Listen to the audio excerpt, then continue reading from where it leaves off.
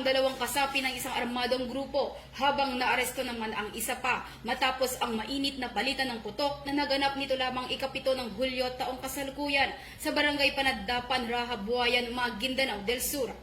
Kinilala ni Police Captain RG Yana, Chief of Police ng Raha, Buayan Municipal Police Station, ang mga sangkot na sina alias Nur, Musa at alias Aris na pawang residente ng naturang lugar. Agad namang rumisponde ang mga operatiba ng pulisya at militar matapos makatanggap ng tawag hinggil sa insidente ng barilan.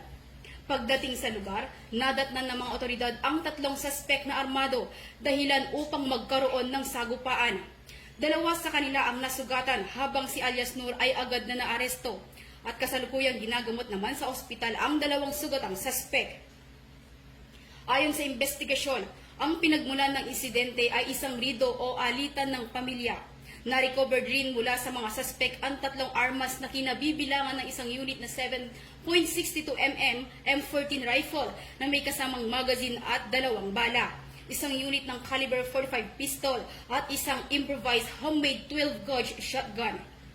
Patuloy ang sinasawang investigasyon ng kapulisan upang alamin ang buong detalye ng insidente at matukoy ang iba pang posibleng sangkot.